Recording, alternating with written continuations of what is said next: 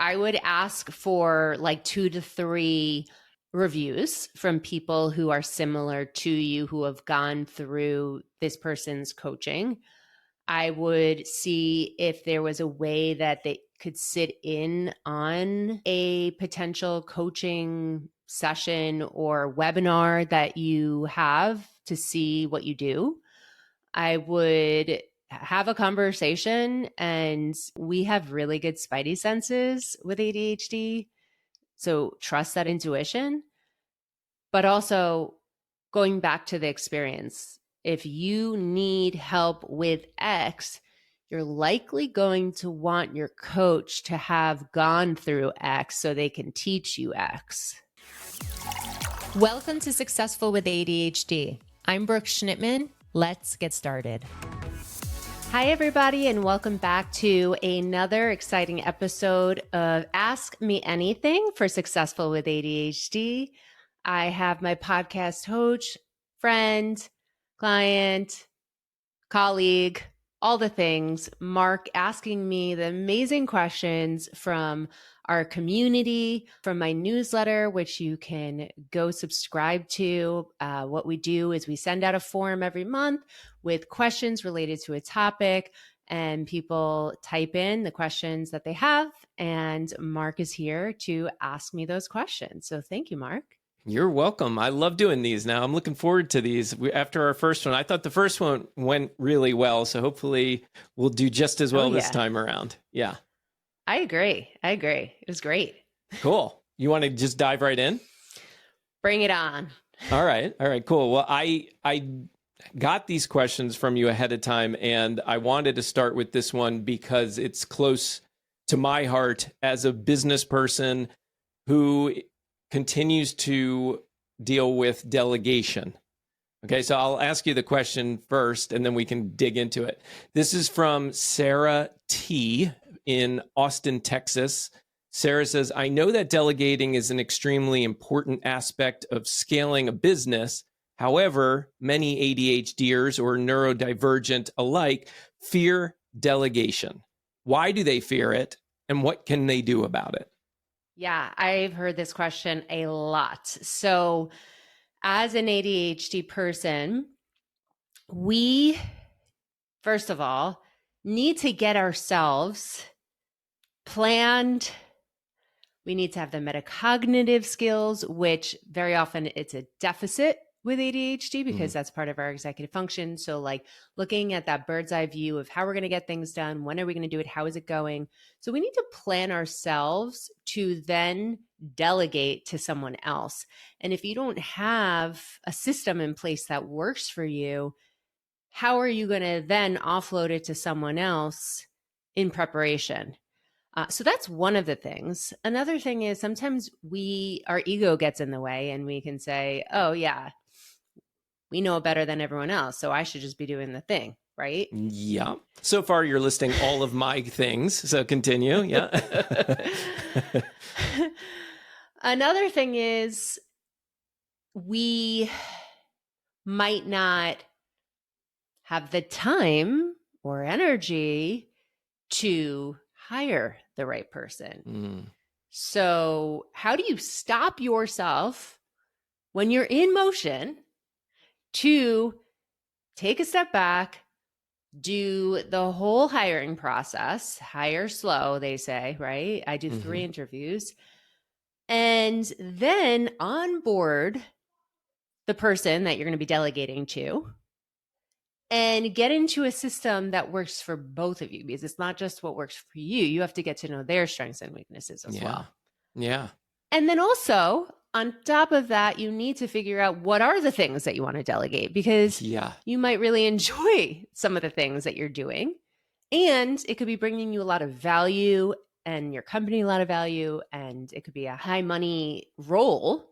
So those are some of the things that you might not want to delegate.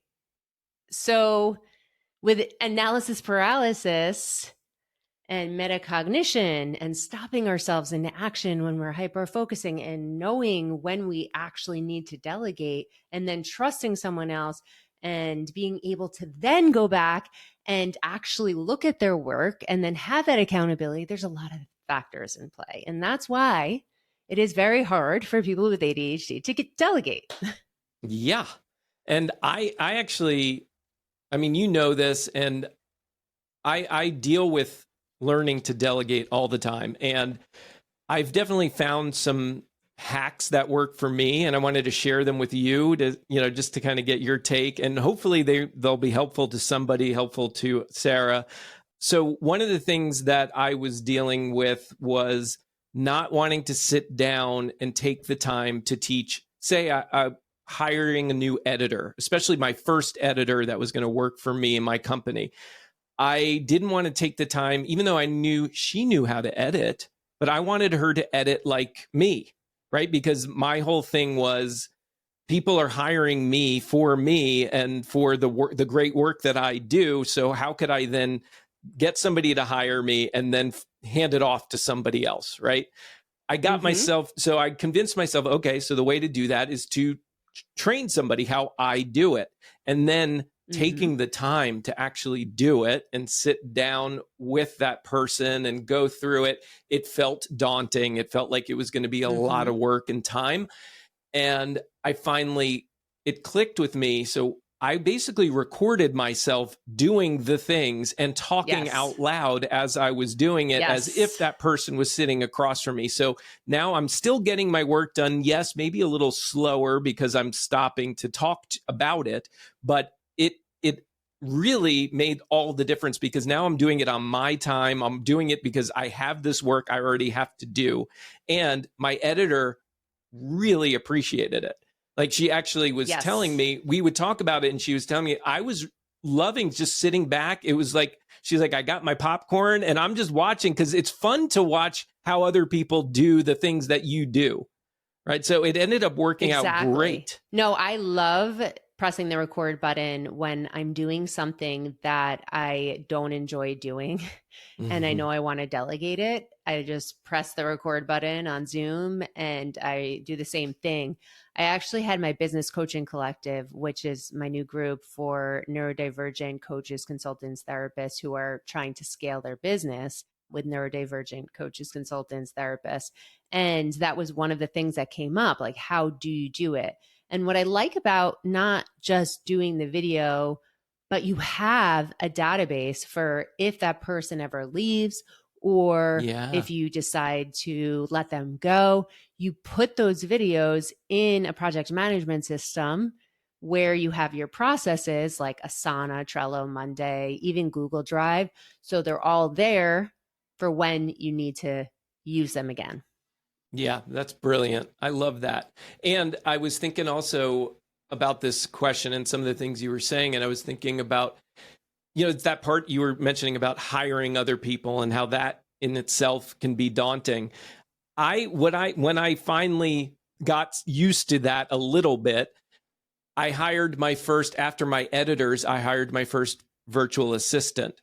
And she got to know me so well that when the time came that I felt like maybe we could use another virtual assistant, I asked her to do the research for me, and she found me the candidates, and she even weeded through some of those candidates so that I was only going to be able to sit down with the ones that were most likely a good fit. And that was was that a load off my shoulders. I do the same thing with Rhiannon. Go on Indeed. Here is exactly what I'm looking for. Only show me 10 candidates or 5 candidates for your future, like the additional assistant or additional salesperson or whatever. And you know what's great too? It's like a pyramid, right? So not a pyramid scheme, but a pyramid. Right. So Rhiannon, my assistant, right? You know her. She videos herself with a task because she has way too much on her plate now for another assistant that we brought on because she's training that assistant now. So of course there's accountability as a business owner to make sure all the processes are being done. But now she's overseeing this new assistant and teaching her the skills that Rhiannon already knew because we had done it before. So she's using that process as well. Yeah, that's so cool. That's so cool. And I'm trying to think, I think that's, Yeah, I think we've got her question, right? I think we gave her some answers. Is there anything else you wanted to add?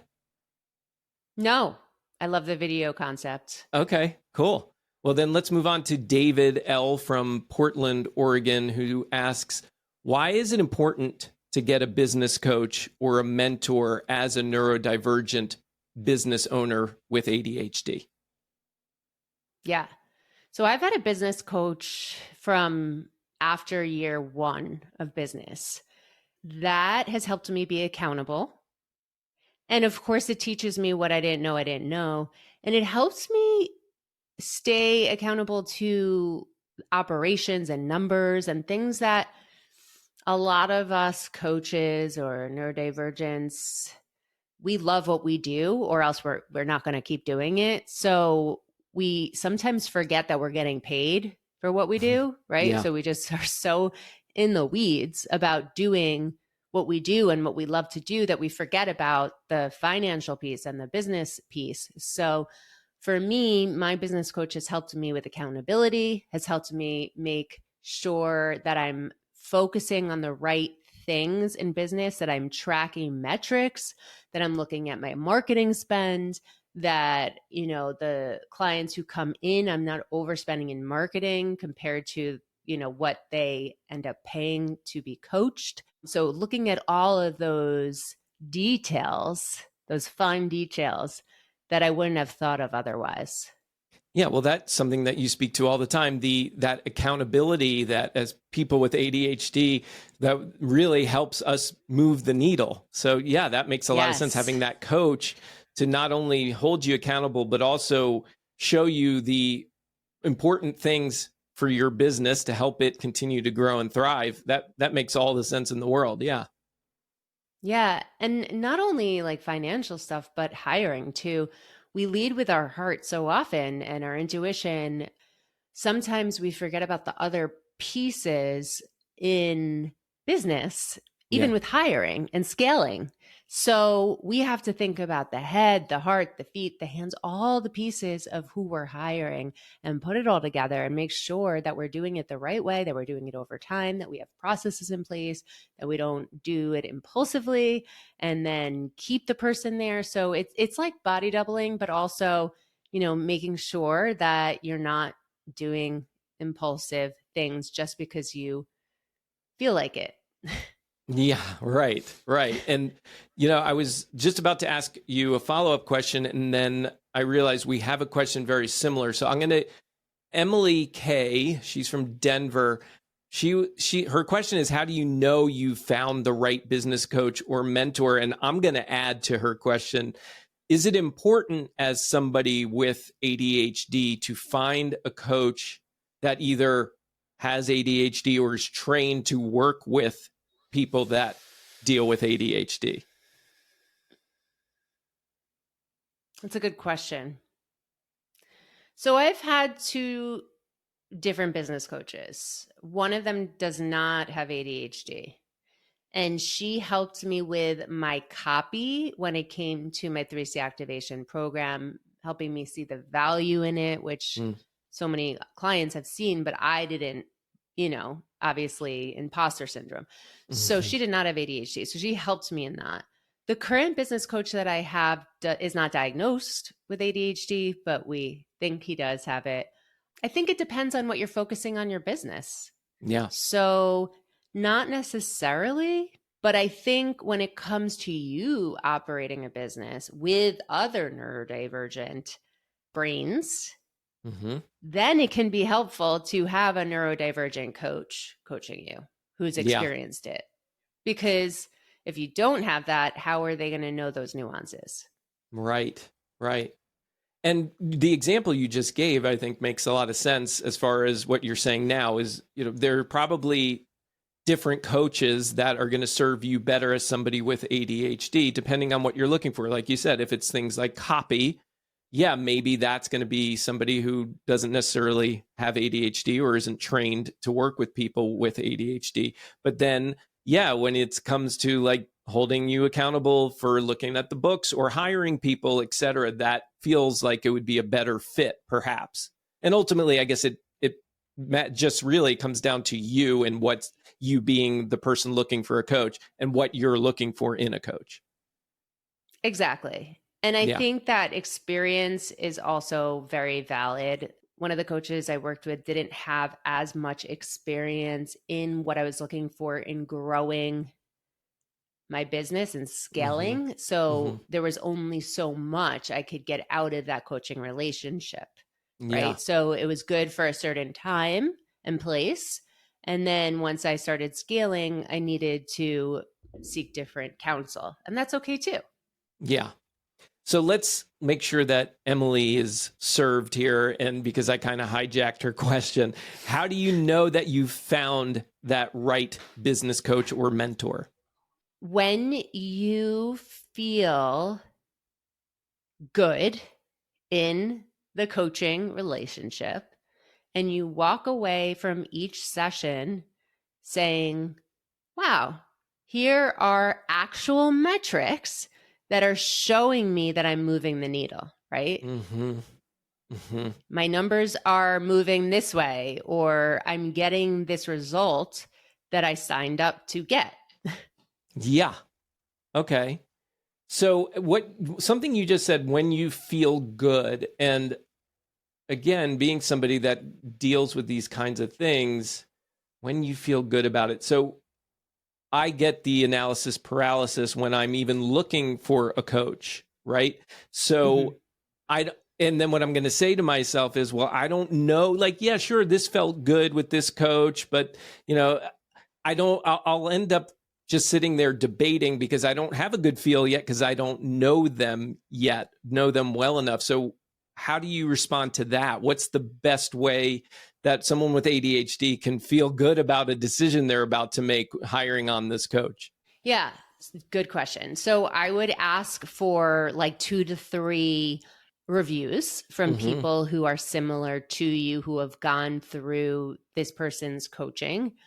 I would see if there was a way that they could sit in on, a potential coaching session or webinar that you have to see what you do. I would have a conversation, and we have really good spidey senses with ADHD. So trust that in intuition. Yeah. But also going back to the experience, if you need help with X, you're likely going to want your coach to have gone through X so they can teach you X. Yeah, I feel that. And I think giving yourself permission to make a quote unquote mistake in your choice it's okay, right? Like it's just like dating in some regard, right? You're going to date somebody and you're going to figure out whether or not they're a good romantic fit for you or not. And I think the same can be said about finding the right coach. And again, as somebody who sometimes struggles with those decisions, I feel like that's going to getting that permission to know that, okay, it might not work out. It's okay. You've got others on your list of coaches that you can go back to. That happened to me, right? And I ended up coming back to you, right? So, but I think it's just, it's okay if you're not 100% sure, if it feels right, if that spidey sense is tingling, good. And it's okay if it doesn't work out. You can move on and find somebody else. Yeah, I think the biggest thing that we need to know ahead of time before having that discovery call, before talking to the person, is what do I want to get out of business coaching? Have the questions written down ahead of time and know how you're going to be tracking those results. And if you're not seeing those results, as you mentioned, know when it's time to get out, like you said. Yeah. I like this idea also, what you said previously, that they've had some similar experiences of what you're going through. I think that's, I was thinking about, I was going to ask you, like, what are the best types of questions to ask? But I think that's it right there. It's like, understand what are your needs, and then ask that potential coach, have you gone through this? And then hear what they have to say about it and how they dealt with that. Right? Yes. Yes. Like they say in coaching, right? In true coaching, it's about asking the right questions. I get that. But when it comes to executive coaching and business coaching for a specific niche that you're looking to get out, like I'm sorry, but you can't just be like 10 steps ahead as the coach to coach a person, even if you haven't done it. Like you have to legitimately have done the thing to give the biggest impact. And sometimes the client doesn't know what they don't know. So like they might say, what did you do? How did you grow? What have you done here? And if you don't have an answer, how are you supposed to business coach them? Right. Yeah. Yeah, good point. Yeah, so let's go on to the next one then. And this is from Michael S. of Miami, Florida, not too far from you. We have all around the country. Yes. And Michael's asking, and actually you mentioned this a moment ago, Brooke, he's mentioning your business coaching collective and asks, can you tell me a little bit more about it? I guess Michael's maybe interested in pursuing it. So yeah, tell us about it. What is it and how do we get involved with it? Awesome. Well, hi, Michael. You're not too far. And the Business Coaching Collective was created for neurodivergent business owners who are trying to create a boutique business, like a neurodivergent coaching business, a neurodivergent therapy business, a neurodivergent consulting business. The reason why I did it, because for a couple of reasons. One was because I had one-on-one clients or people who wanted the information but couldn't afford my one-on-one prices. And two, because I had a lot of people asking me, how do you do it? How do you do it? How do you do it? And I just, honestly, I don't have the time to have my brain picked or have coffee. Sorry, you know? And I even went to the International ADHD conference and I was so overwhelmed. And this is not to say anything bad about that. It's just there's so many new coaches out there. The coaching business industry has grown 60% from 2019 to 2023. And then in 2024, this year, it's projected to grow to 145,000 active coaches, which is 20,000 more coaches from 2023. Wow. Yeah. So in coaching alone, I saw that the ADHD coaching industry was expanding significantly and people wanted to get out of the solopreneur business. People were great coaches, but didn't mean that they were great business owners. And a lot of them failed, right? A lot of them couldn't make it because they didn't have those business senses. So I wanted to give great coaches the opportunity and great consultants the opportunity and therapists to expand because they deserve that. But I couldn't do it in 20-minute talks here and there or one-on-one coaching for everyone. So I did it in this business coaching collective. And what's great about it is that there are like-minded professionals in there from different types of coaching or consulting fields. We actually also have an educational therapist in there. And most of them have ADHD or have symptoms of ADHD. So that is some sort of bonding experience. And we come at it from a neurodivergent lens. So it's not like, okay, this is what I learned in business school. Like, this is what you need to do. It's like, okay, no, here are how you're going to do. Yesterday we had systems and operations. It was lesson 1. This is what you need to consider when making your goals, your vision, and all that. But it doesn't have to be so black and white. You can create your vision with a vision board because we know that for ADHDers, a lot of us are more visual. So you don't have to get into the specifics of writing 3 to 5 yearly goals. Like you could even have a word for your yearly goals. So we put that neurodivergent and ADHD lens onto the business coaching collective because we know that that's super important. There's differences from neurotypical business owners and ADHD and neurodivergent business owners. Okay, so that example you just gave, I'm curious, do you have any other examples like for you specifically as far as changing the lenses, right? Like from the typical way it's done what was something for you that was kind of like a light bulb moment, like, oh, I can look at it that way now? Oh, yeah, that feels much better. Do you have any examples like that? Yeah. So I loved the fact that this year I was just focusing on one word. So that was the yearly goal. So that was one thing. What's the word? Connection. Okay, cool. That's one of my big values. Yes. Mm-hmm. Last year was visibility, and we started the podcast, the book, all of that. So that made sense. This year was connection. So it's reflecting on the numbers in my business, but it's this, right? It's really staying focused on that connection piece and staying connected to me, staying connected to my family, staying connected to my clients, staying connected to the ADHD community. Another thing that I would say for ADHD business owners that has helped me is body doubling with my coaches. Knowing that coaching is such an isolating business, and with ADHD, body doubling and accountability is everything. I mean, we can't talk about it enough on this podcast. When I need to get certain things done, I do it in a body doubling setting. Yeah. Sometimes I'd even do it with my clients. Yeah, right. And that is something that I'm just going to fully admit. That's something that I avoid. I avoid it at all costs. I mean, the coaching stuff I'm all about, and I get a lot of that accountability through getting coached. But what kind of advice could you give somebody who, here's why I'm avoiding it. I avoid it because I know it's forcing me to do the work I don't want to do. So I don't want to body double. I don't want anybody around to then hold me accountable for it.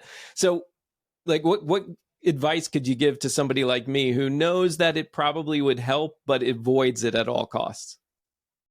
Yeah, for you specifically, and I think we touched on this last time too, is that like sometimes we know you have limited beliefs about yourself and your ability, but at the same time, we also need to see the lens, and I don't recommend this for everyone, but the lens of like, what is the consequence?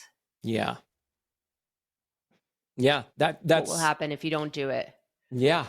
Because that is a big one for me. That is a big driver for me. That does kick that dopamine in when I recognize, if I don't do this, that's going to happen, and I don't want any part of that.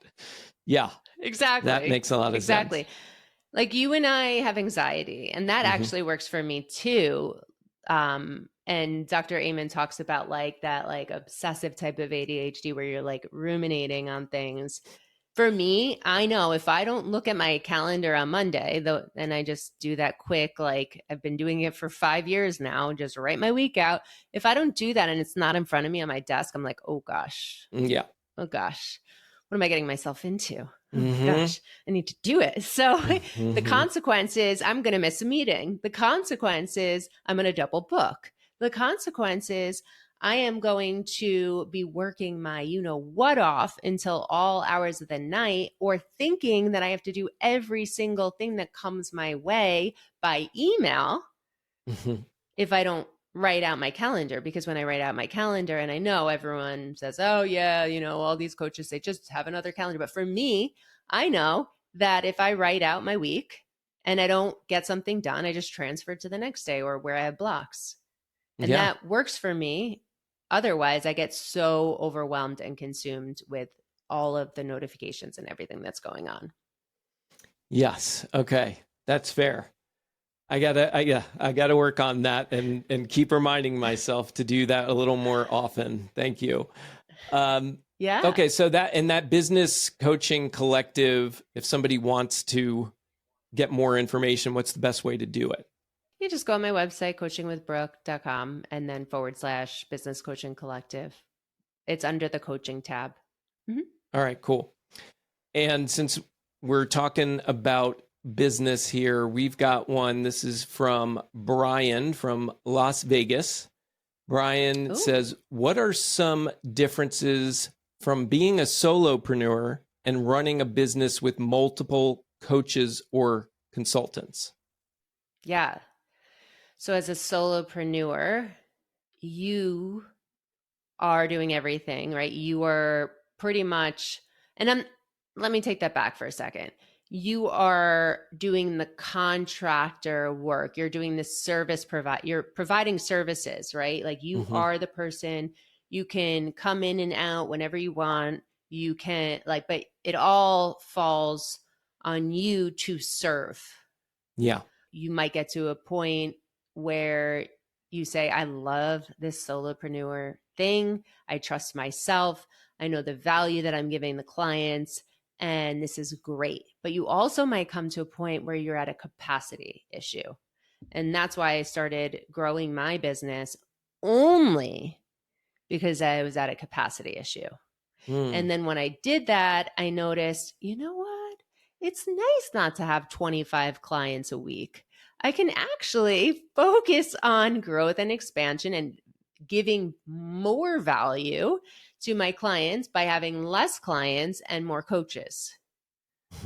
So it really just depends on what you feel best with. But with solopreneurship, you provide the service, and you could still hire executive assistants and other, contractors for helping with delegation, but you're not going to have other service providers to coach or consult or do therapy.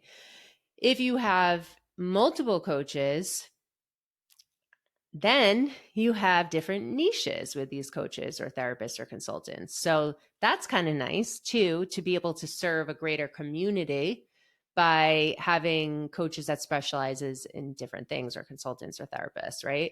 Or different sex coaches, right? So some people might feel more comfortable with a male, female, they, them, whatever, right? Also, you have a team, like a real team where you can collaborate with, and you can do case collaborations, and you can help each other grow and expand. And with ADHD, it can be very isolating being the only person providing services in your business.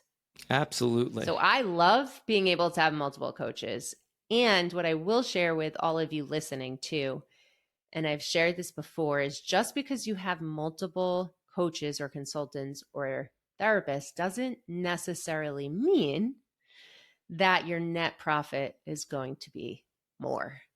Thank you, Brooke. And I should address to the audience, if they're noticing maybe things look a little bit different, or maybe sound a little bit different, or you're just feeling like something might be a little different than the rest of the interview here, the rest of this Ask Me Anything, that's because right as Brooke was wrapping up the answer to her last question, you had a power outage, right, Brooke? There was a tornado. In South Florida. Better. No big deal. Wow. Well, I'm glad you're safe, and here we are. And here we are. I think what we can do is let's go with this last question, which is kind of near and dear to my heart too. It comes from Jen S., and she's in Virginia. She asks, how do you avoid burnout and stay fresh and informed as a business owner? And I want to pile on to that too, Brooke. Maybe you can help me too, because I feel like sometimes when I'm feeling burnt out and maybe questioning everything, sometimes I stop and ask myself, is this really burnout, or is this more of an ADHD symptom? Like maybe I'm having a low dopamine day or week, and I'm assuming that means I'm burnt out, but really it could be just a dopamine issue. So I'm curious what your thoughts are on that as well. Yeah, well, I would pause about is it a low dopamine day or burnout, and just say, what is going on in my life, or what have I been doing where it is a low dopamine day? Usually something happened to build up to that low dopamine day, right? Maybe you had a bad night's sleep. Maybe you didn't take your medication.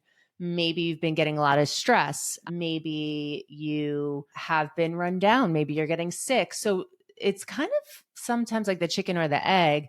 Some of the time you can do things that deplete your dopamine and then cause burnout, but it could also look like a low dopamine day. Or at the same time, you could have a low dopamine day, because maybe you aren't feeling well, right? And it has nothing to do with the fact that you've been working your what off way past the time that you should be doing, or you've been stressed out and blah, blah, blah, blah, right? You just happen to catch a cold, right? And it's just impacting your ADHD symptoms and perhaps decreasing your dopamine. So there are things that you can do to increase your dopamine, right? I have a dopamine menu in my book, and you can go for those things. So like stop, pause, evaluate the situation, say, did I forget to take my medication? Did I have protein this morning? Do I need to take my omega, whatever supplements? Do I need to go for a walk? Or have I been pushing myself more than usual? And if it's that, then have your quick toolbox of what do I do in times of burnout? If you're pushing yourself more than usual and you are having a low dopamine day, which also can be burnout, maybe you need to take a break and really take a break. Well, what does that mean? Stop pushing yourself. Stop pushing yourself. So your body is depleted. Feed your body. Get the sleep. Attend to your hierarchy of needs. Eat. Drink water. Go for a walk. Just stop working if you have that luxury to do that for a little bit and attend to what has put your body in this state currently. And maybe really, and I appreciate what you're saying about if you have that luxury, and you can feel free to correct me, but I feel like even if you don't have that luxury, right? Make time. You have to make that time, or else you're just going to keep banging your head against the wall, right? Yes. I remember when I used to work at school or, as an administrator or a special education teacher, like there were times where I experienced burnout and I would try to push through it. And I remember that my productivity was not any better when I tried to push through it and just, So if you are working for someone else and you aren't your own boss, or you aren't working from home and you don't have the quote unquote luxury to like literally go take a nap or whatever, figure out a way that you can take some sort of break, even if it's a 5-minute break, because that will give you something at least for the time being. And then when you get home from work, say to yourself, what can I do now to support this? And it might be hard to remember the feeling of that burnout from 3 hours ago, but do yourself a favor and set some sort of accountability measure or reminder to give your body the source of nutrients that it needs. Yeah, thank you for saying that. And I know for me what works well, and it oftentimes takes me a few minutes or maybe longer to remember, taking that break, like you said, and going outside and just taking in the fresh air, being able to ground myself, literally sometimes taking off my shoes and socks and just walking in the grass, but doing anything I can to distract myself from what's going on with the work stuff and just to reset. That helps me a lot. And even sometimes it might be taking a walk with my wife and venting to her, right? Because then I'm outside, I'm away from the day-to-day at my desk, and I'm unloading. And that tends to clean things out for me and then give me a better perspective. I can't say it's perfect all the time, and it does give me a better, more fresh perspective when I step away and get outside. Correct. If you are emotionally charged or burned out, your executive function shut down and you can't think. So if you could stop and ground yourself, like you said, or do something that restores a little bit of energy and executive function, then you could figure out what's causing it and how to possibly move forward with it. Like it might not just be that you're working hard. It might be that you have some stress at home. How do you deal with that, right? Maybe with that stress at home, you need to take even more proactive measures. And you have to do more meditation. You have to do more mindfulness. You have to do more exercise. Like speak to someone, do what you can to work through that before you are depleted. And that's so hard with ADHD. I know it's easier said than done because our metacognitive skills to recognize and to stop and think are usually not strong, but we can train our brain and get those reminders to actually do that, because we've talked earlier about the consequences, right? And if you continue to feel those consequences will impact you significantly in a negative way. And sometimes it's really hard to bounce back from it. Like some burnout can last months. We're not just talking about 5 minutes a day. So we have to really think about that.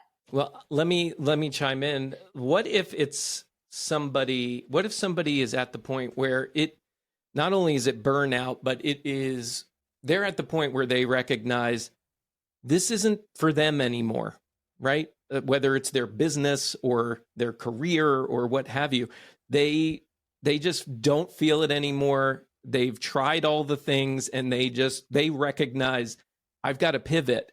And the reason why I'm bringing this up, because again, as somebody with ADHD, look, that can be a big thing for anybody, right? That's a big decision to have to go through and make.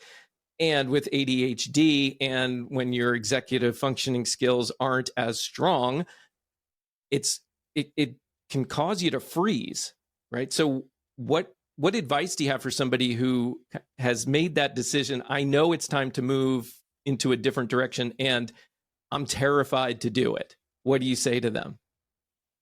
Yeah, that analysis paralysis is debilitating and can give you burnout just from the decision fatigue. So surround yourself with people that can hold you accountable to the decision that you made.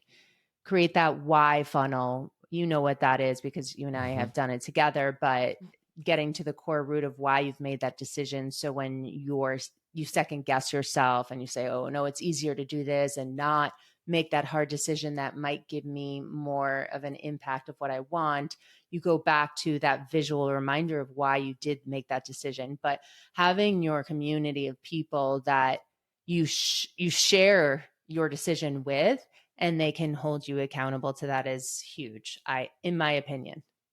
Yeah. I get that. And I want to find out now, that's the last question that we have for now anyway. And we talked a little bit about your business group coaching. And we even, I believe, pardon me, because I've forgotten since we had the power outage, I believe you've shared a little bit about where to go, but why don't we wrap up with a little bit about that program again, and more so, where do people go if they want to be a part of it? Yeah, thank you. So they could go to coachingwithbrooke.com with an E, and then just go to the tab on the top of the screen that says coach. And there's two options. One is 3C activation for coaches, and another one is business coaching collective. It's that one. So you can scroll, you can look, see all the topics that are presented in the program. And there's a button that says register now. It's rolling admission, so you can literally register whenever, and it will show you the steps to check out. And then once you check out, it will tell you exactly what those next steps are to join and where to go. And then you get instant access to our communities. Thank you, Brooke. I appreciate doing this. I'm glad that I got to do it again with you. Looking forward to the next one. I know we already have another one planned. So thank you for allowing me to be a part of this with you. And thank you for being a part of it. It's really helpful, I think, as a fellow ADHDer to get inside the brain of the people asking those questions, and even taking it a level further for some people who didn't get that opportunity to ask questions. So if you are someone who wants to ask questions for our next Ask Me Anything, subscribe to my newsletter. Go on coachingwithbrooke.com/newsletter, or you can email me at info@coachingwithbrooke. And we send out a survey every month for questions based on topics that are of interest to you guys. Awesome. Well, I remembered, thanks to you and something you said earlier, I did not take my Omega today, so I'm going to go do that now. Thanks for the reminder, Brooke. It's all about accountability, Mark. Thanks for listening to this episode of Successful with ADHD. I hope it helped you on your journey. And if you need any additional support, for you or a loved one with ADHD, feel free to reach out to us at coachingwithbrooke.com and all social media platforms at Coaching with Brooke. And remember, it's Brooke with an E. Thanks again for listening. See you next time.